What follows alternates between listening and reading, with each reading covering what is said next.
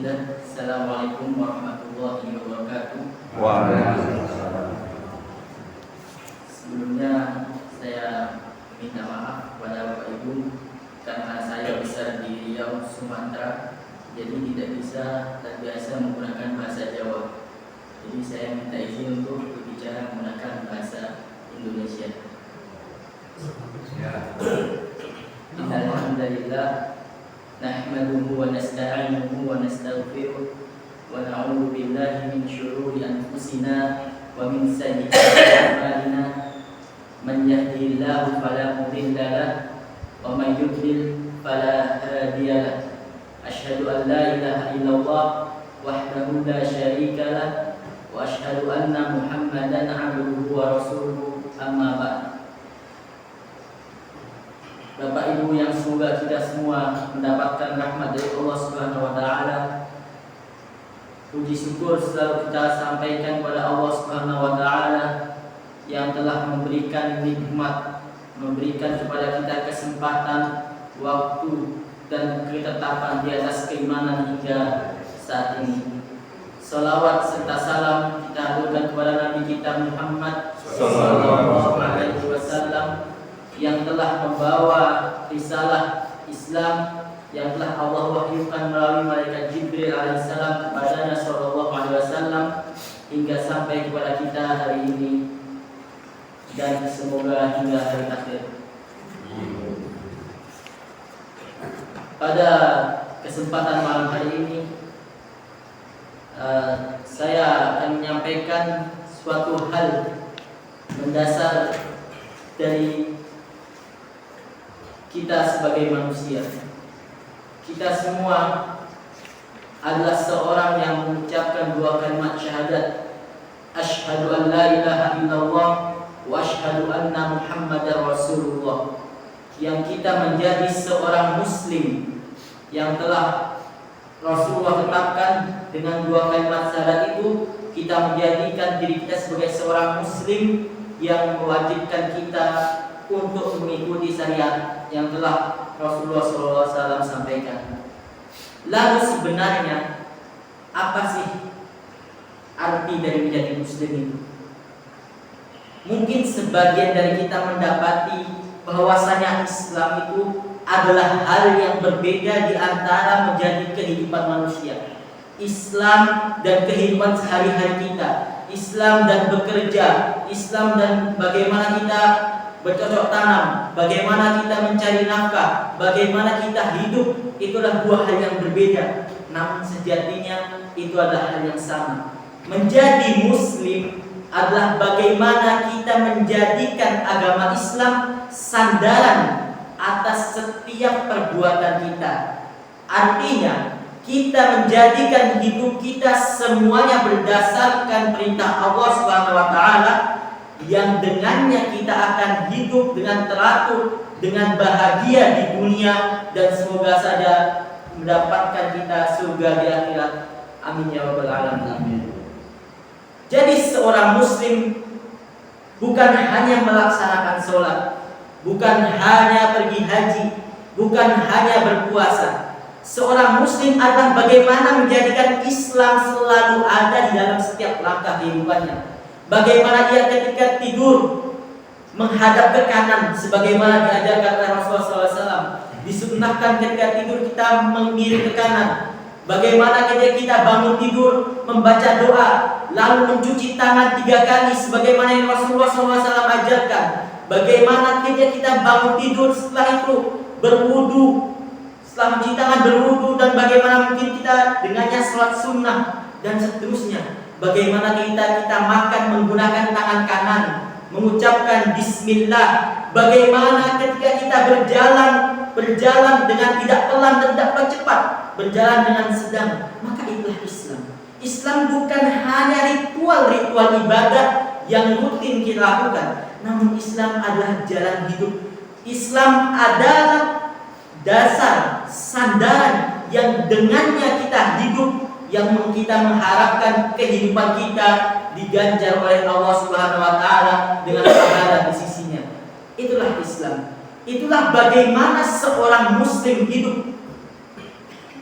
Dan itu jugalah yang telah Rasulullah SAW lakukan. Ketika Islam pertama kali datang di Arab, ketika Islam turun kepada Rasulullah SAW, ketika wahyu turunkan kepada Rasulullah SAW, keadaan daerah masyarakat Arab pada saat itu jauh dari agama, juga jauh dari akhlak, adab, dan kehidupan sehari-harinya. Dan ketika Allah Subhanahu wa taala menurunkan risalah kepada Nabi-Nya sallallahu alaihi wasallam, Nabi sallallahu alaihi wasallam tidak hanya memerintahkan untuk mentauhidkan Allah Subhanahu wa taala, tidak hanya memerintahkan untuk hanya menyembah Allah Subhanahu wa taala, tidak hanya memerintahkan untuk sholat, untuk haji, untuk puasa dan zakat, tapi Nabi SAW juga mengajarkan akhlak, mengajarkan adab, bagaimana kita hidup dalam keseharian kita, bagaimana ketika kita membuang hajat, tentu ada adab di sana, bagaimana kita berbicara kepada saudara kita. Rasulullah SAW pernah bersabda, "Man kana yu'minu billahi wal yawmil akhir falyaqul khairan aw liyasmut. Wa man kana yu'minu billahi wal yawmil akhir falyukrim jarahu. Wa man kana yu'minu billahi wal yawmil akhir falyukrim dhaifahu." Siapa yang beriman kepada Allah dan hari akhir, maka ia wajib berkata yang baik. Artinya Islam mengajarkan kita untuk yang berkata baik. Kalau tidak bisa, diam. Itulah ajaran Rasulullah SAW. Barang siapa yang beriman kepada Allah dan hari akhir, maka hendaknya ia memuliakan tetangganya. Dan itulah ajaran Rasulullah SAW. Bagaimana kita hidup, manusia adalah makhluk sosial. Tidak mungkin manusia bisa hidup sendiri, karena Allah telah menetapkan manusia adalah makhluk sosial yang harus hidup bersama-sama. Sehingga Rasulullah SAW pernah mengatakan, barang siapa yang beriman kepada Allah dan hari akhir, artinya tidak sempurna keimanan kita kepada Allah dan hari akhir hingga kita memuliakan tetangga kita, falyukrim dhaifahu, dan memuliakan sesama kita. Maka itulah Islam. Bagaimana kita bersosialisasi dalam kehidupan. Ketika kita bekerja mencari nafkah, bagaimana kita mencari nafkah-nafkah yang halal, yang dengannya kita berikan kepada keluarga kita. Bagaimana ketika kita mencari nafkah, menjaga batas-batasan. Bagaimana ketika kita menjual beli, melakukan utang piutang, tidak melakukan riba di dalamnya. Lalu apa yang akan terjadi jika itu terjadi? Apa yang akan Allah berikan kepada kita kalau kita melaksanakan Islam yang sesungguh-sungguhnya, menjadi Muslim yang sebenarnya? Maka sejarah telah membuktikannya. Ketika kaum muslimin, ketika seorang muslim benar-benar berpegang teguh pada Islamnya, menjadikan Al-Quran dan hadis sebagai asas hukumnya, maka di sana Allah berikan kemenangan, Allah berikan kebahagiaan, Allah berikan dunia, dan begitu juga akhirat. Negeri Arab adalah negeri yang kecil pada masa dahulu. Dahulu Arab adalah sebuah negara yang sangat kecil, tidak pernah didengar oleh daerah-daerah lainnya. Namun ketika Islam datang dan Rasulullah SAW berdakwah di sana, dan ketika itulah Islam menyebar, apa yang terjadi?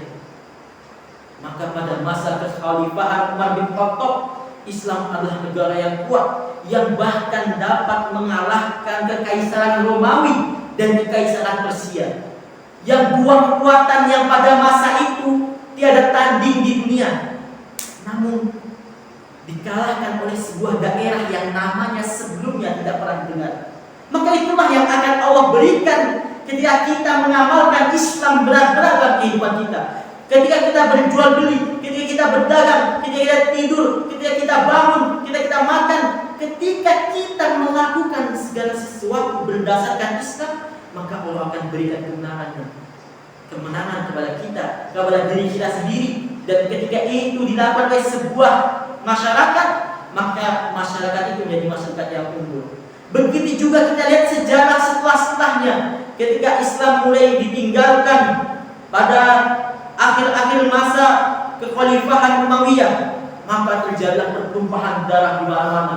pada masa akhir-akhir kekhalifahan Abbasiyah, kaum muslimin yang semuanya kuat namun karena meninggalkan Islam hancur dikalahkan oleh bangsa Tartar, dikalahkan oleh Genghis Khan, Bulan Khan, hancur kalah karena mereka sudah terpecah belah dan tidak bersatu. Namun ketika mereka kembali kepada Islam, mereka mengangkat panji Islam, kembali kepada Al-Quran, mencoba mengamalkan Al-Quran, mencoba menjadikan Islam berada dalam setiap kehidupannya, Allah kembalikan kemenangan kepada kaum muslimin dengan datangnya khilafah Utsmaniyah dan dengan datangnya pula khilafah Umayyah di Andalusia yang saat ini Spanyol dan Portugal. Begitu juga pada akhirnya ketika Islam mulai ditinggalkan oleh kekhilafahan Utsmaniyah, apa yang terjadi? Pada tahun 1924, kekhalifahan Utsmaniyah yang dahulu pernah menguasai lebih dari sepertiga dunia dahulu dikuasai oleh kekhalifahan Utsmaniyah. Namun ketika mereka meninggalkan Al-Quran, mereka meninggalkan Islam, mereka menjadikan asas-asas kenegaraannya berasal dari pemikiran-pemikiran manusia, tidak berasal dari Al-Quran dan hadis. Maka pada tahun 1924 Masehi atau sekitar 100 tahun yang lalu, kekhalifahan Utsmaniyah runtuh dan hancur hingga saat ini, dan hanya tersisa negara Turki yang sangat kecil. Maka itulah dahsyatnya Islam. Maka marilah kita, bagaimana kita menjadi muslim yang sejati, bagaimana kita mengamalkan Islam dalam kehidupan sehari-hari kita. Pelan-pelan, karena tidak ada sesuatu yang terjadi secara ringkas, secara tiba-tiba. Semua butuh proses, semua butuh usaha. Bagaimana kita mencoba mengamalkan adab-adab yang telah Rasulullah SAW ajarkan kepada kita. Ketika kita bangun tidur, adabnya adalah kita membaca doa. Setelah membaca doa, adabnya adalah kita mencuci tangan 3 kali. Maka itulah adab-adab yang Rasulullah SAW ajarkan. Kita mulai melakukannya pelan-pelan, perlahan-lahan.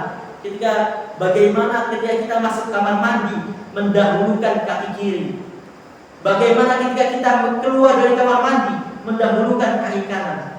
Dari hal terkecil kita mulai ubah diri kita dengan niat dan tujuan mengharapkan pahala dari Allah SWT. Maka dengannya semoga kita menjadi muslim yang sebenarnya.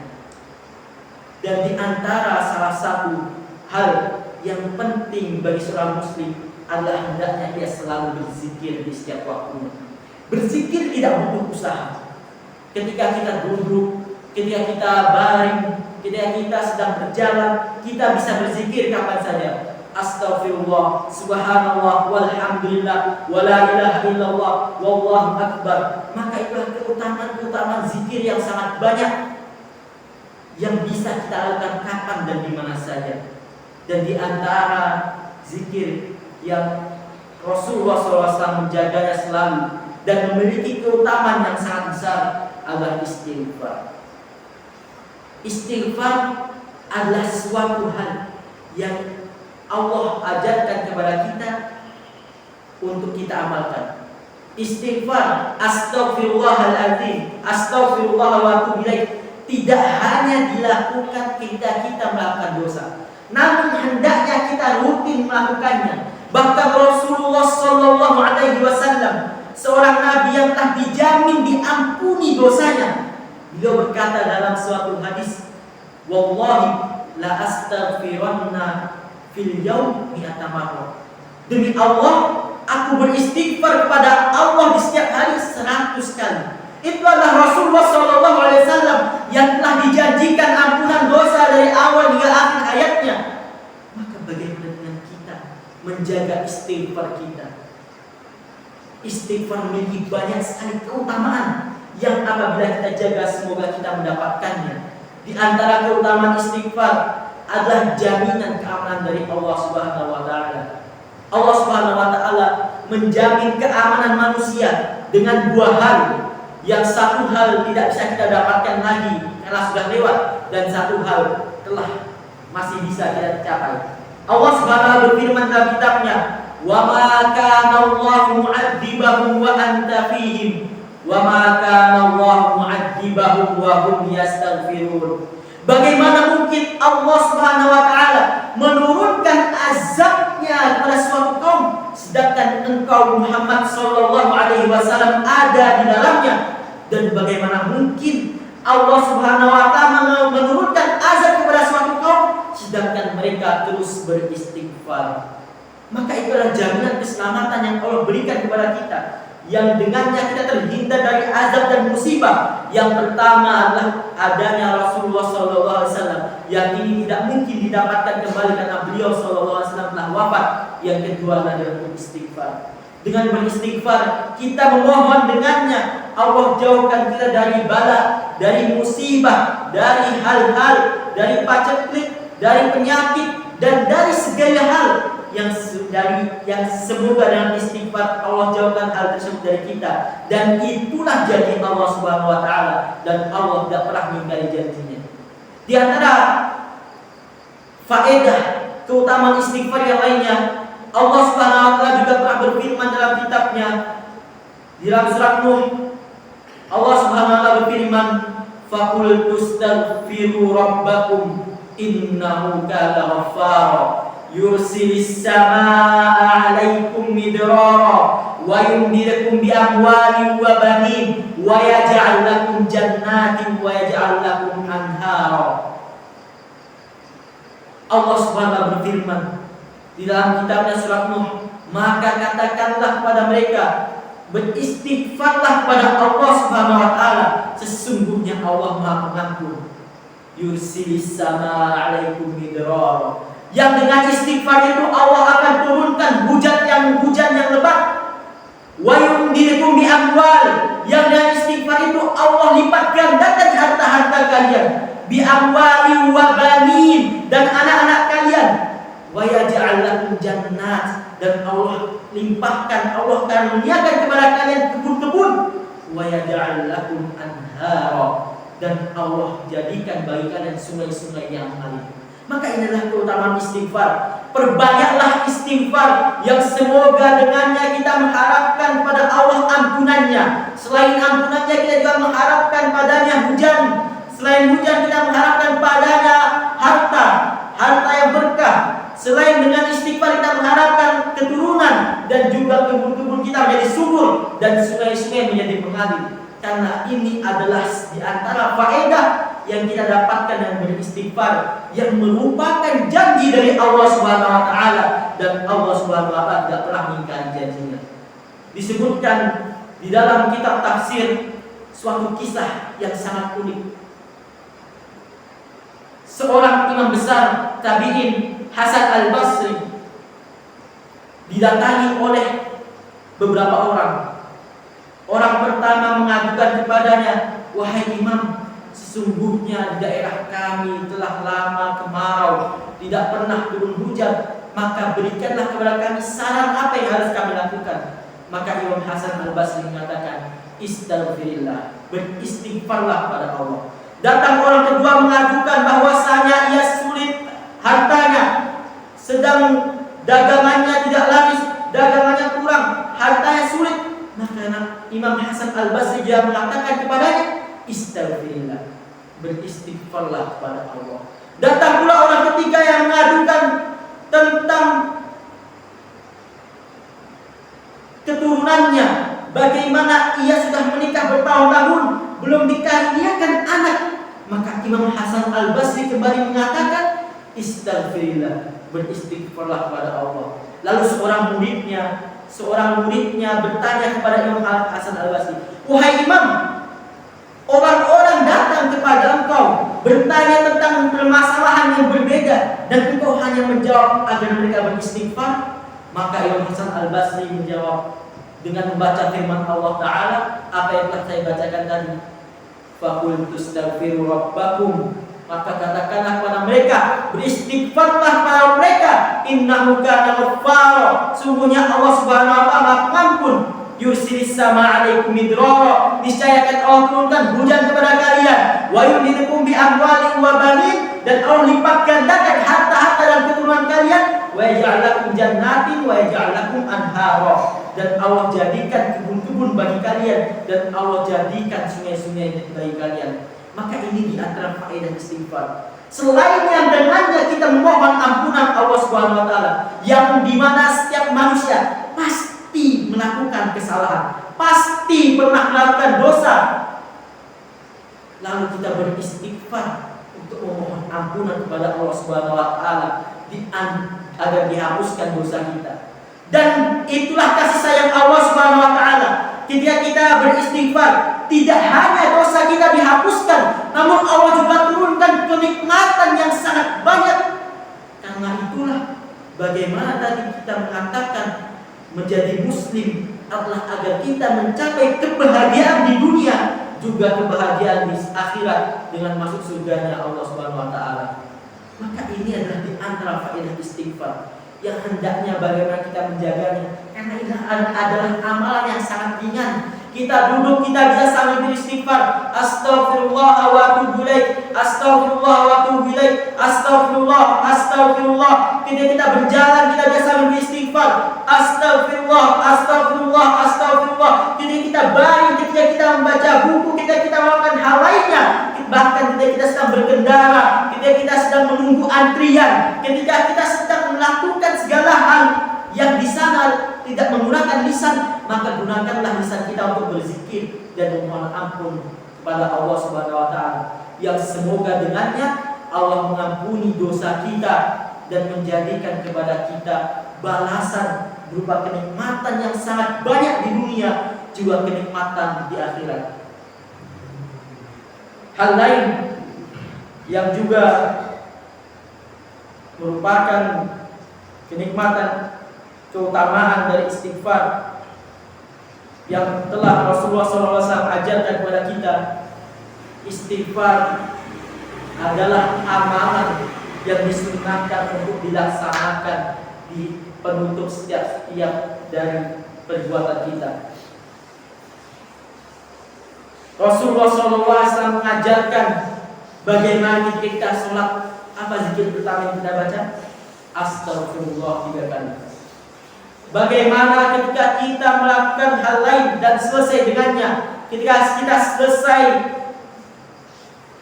bermajlis, maka Allah SWT mengajarkan kepada kita melalui Rasulullah SAW agar kita mohon ampunan kepadanya. Bahkan di dalam setiap doa kita, di akhir doa kita, apa doa yang selalu diajarkan oleh Rasulullah SAW? Rabbana zalamna anfusana wa illam taghfir lana wa tarhamna lanakunanna minal khasirin.